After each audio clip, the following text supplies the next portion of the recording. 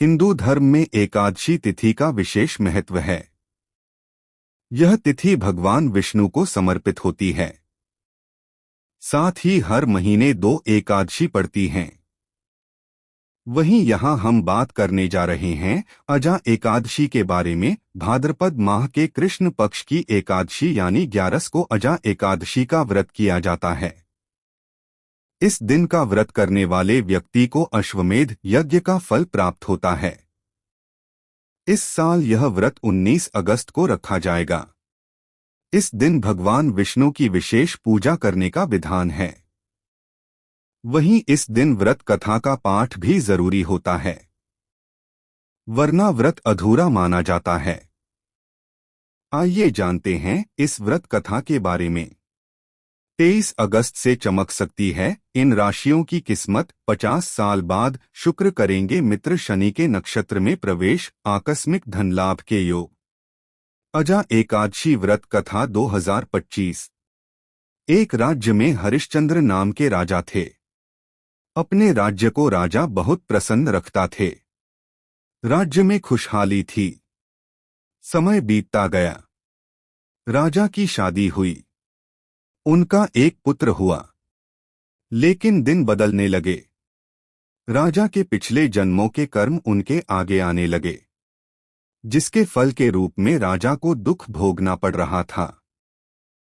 राजा के राज्य पर दूसरे राज्य के राजा ने कब्जा कर लिया। राजा दर दर की ठोकरें खाने को मजबूर हो गए। अपनी 2 वक्त की रोटी के लिए राजा ने एक चांडाल के पास काम करना शुरू किया।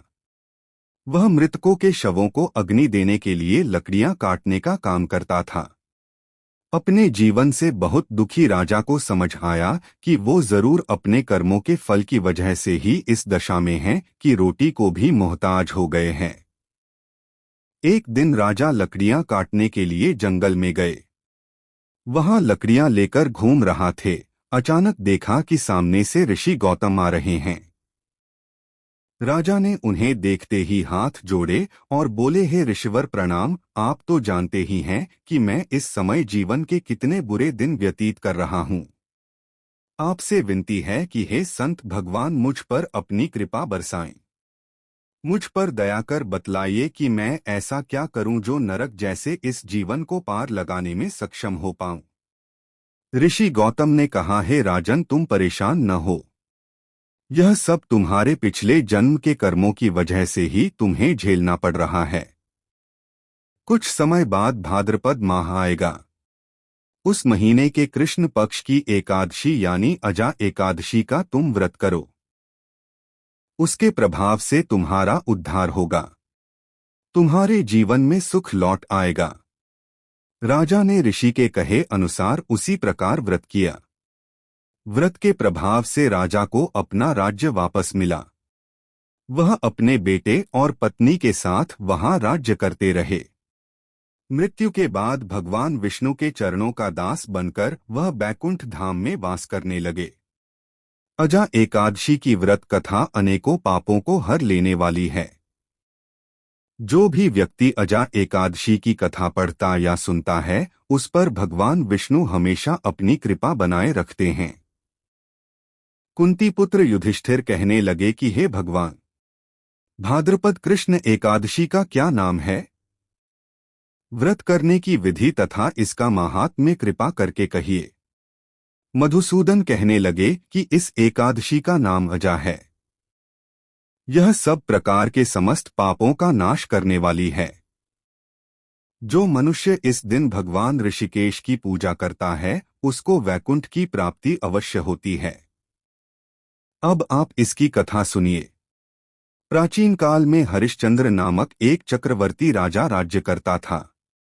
उसने किसी कर्म के वशीभूत होकर अपना सारा राज्य व धन त्याग दिया, साथ ही अपनी स्त्री, पुत्र तथा स्वयं को बेच दिया।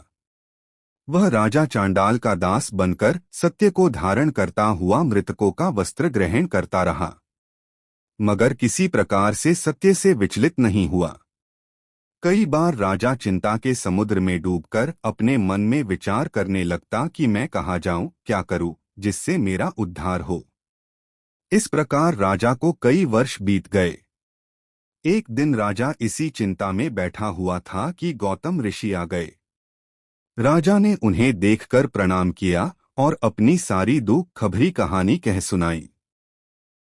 यह बात सुनकर गौतम ऋषि कहने लगे कि राजन, तुम्हारे भाग्य से आज से 7 दिन बाद भाद्रपद कृष्ण पक्ष की अजा नाम की एकादशी आएगी। तुम विधिपूर्वक उसका व्रत करो। गौतम ऋषि ने कहा कि इस व्रत के पुण्य प्रभाव से तुम्हारे समस्त पाप नष्ट हो जाएंगे। इस प्रकार राजा से कहकर गौतम ऋषि उसी समय अंतर्ध्यान हो गए। राजा ने उनके कथनानुसार एकादशी आने पर विधिपूर्वक व्रत व जागरण किया। उस व्रत के प्रभाव से राजा के समस्त पाप नष्ट हो गए। स्वर्ग से बाजे बजने लगे और पुष्पों की वर्षा होने लगी। उसने अपने मृतक पुत्र को जीवित और अपनी स्त्री को वस्त्र तथा आभूषणों से युक्त देखा। व्रत के प्रभाव से राजा को पुण्य राज्य मिल गया। अंत में वह अपने परिवार सहित स्वर्ग को गया।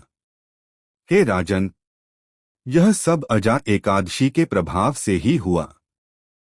जो मनुष्य यत्न के साथ विधिपूर्वक इस व्रत को करते हुए रात्रि जागरण करते हैं, उनके समस्त पाप नष्ट होकर अंत में वे स्वर्गलोक को प्राप्त होते हैं। इस एकादशी की कथा के श्रवण मात्र से अश्वमेध यज्ञ का फल प्राप्त होता है। इसी तरह का और भी धार्मिक स्टोरी सुनने के लिए हमारे चैनल को सब्सक्राइब करें और कमेंट्स में जय श्री कृष्ण अवश्य लिखें।